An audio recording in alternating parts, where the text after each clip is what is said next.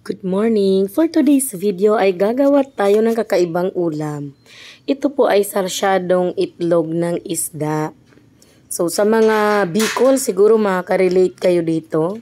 So prinito ko muna po yung itlog ng isda tapos in-slice ko ng ganyan. Nag-prepare ako ng sibuyas, bawang at saka luya. So ngayon ay mag-start na tayong magluto. Nagpainit lang ako dito ng kawali. Kapag mainit na yung kawali ay maglagay tayo ng mantika. Depende na sa'yo kung gaano karaming mantika ang ilalagay mo. Medyo dinamihan ko ng konti yung mantika. Painitin lang natin.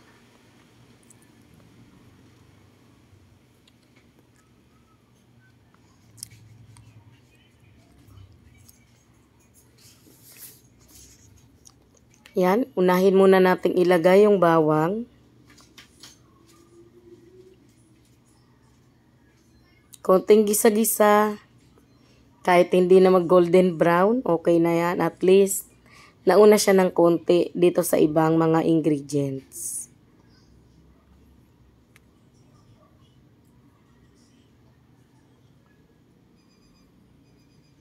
Pagkatapos naman ay sunod na natin yung sibuyas. Isang malaking sibuyas po yan. Pampatanggal din kasi ng lansa saka itong luya. So medyo maraming luya ang ilalagay natin.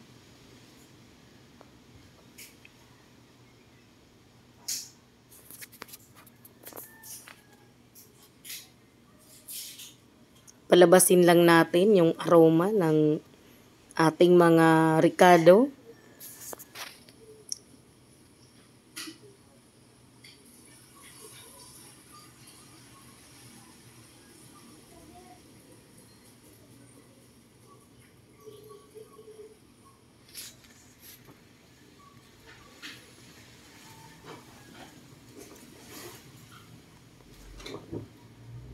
And this time ay pwede na nating ilagay yung pritong itlog ng isda na in-slice natin na ganyan.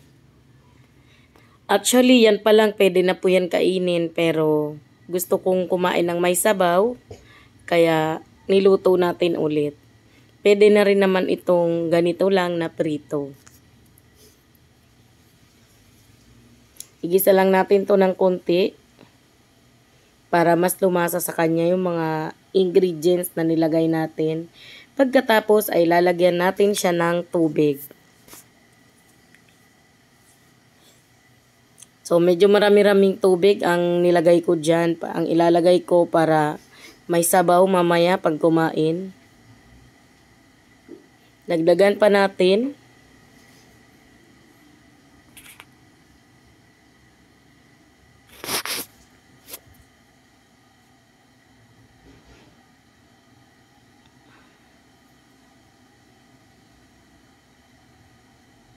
Yan, mukhang hindi pa siya na lunod lahat sa tubig. Kailangan pa nating dagdagan ng konti. Kaso aapaw na yung ating lutuan. Dapat pala sa malaking kawali tayo naggawa.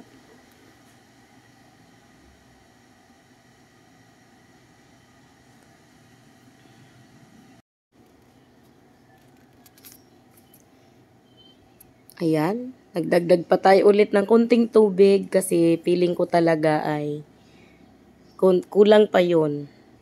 Kasya pa naman ng konti. So ngayon naman maglalagay lang tayo ng mga pampalasa. Naglagay tayo ng medyo maraming pamintang powder. Naglagay din po ako ng patis.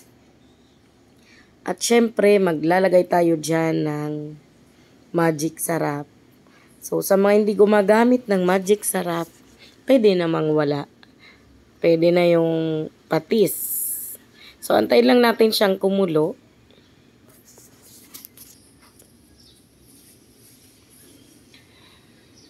Ito talaga yung pagkain na bihira lang nakakain.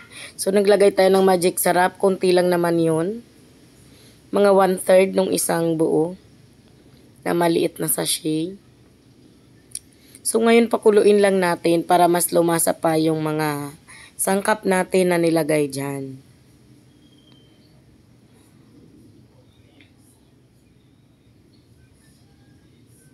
Actually po, dapat sana meron siyang kamatis. Kaso walang kamatis na available, kaya di na lang tayo naglagay ng kamatis. Pero pag merong kamatis, mas okay po.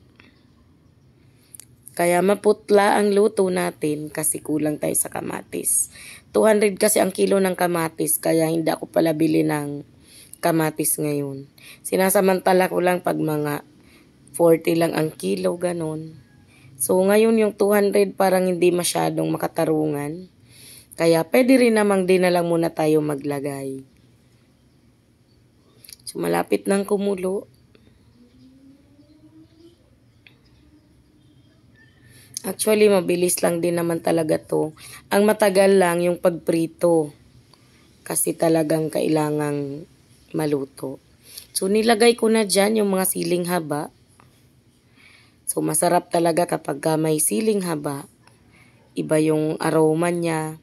Saka talagang nakaka-add siya. Nakakasarap siya. Sa kahit anong lutuin pag naglalagay tayo ng siling haba. So, pwede pa kayo maglagay dito ng dahon ng malunggay. Kaso habang nagluluto po ako ay madilim pa. Kaya di na lang ako naglagay. So, yun yung mga pwede mong i-add.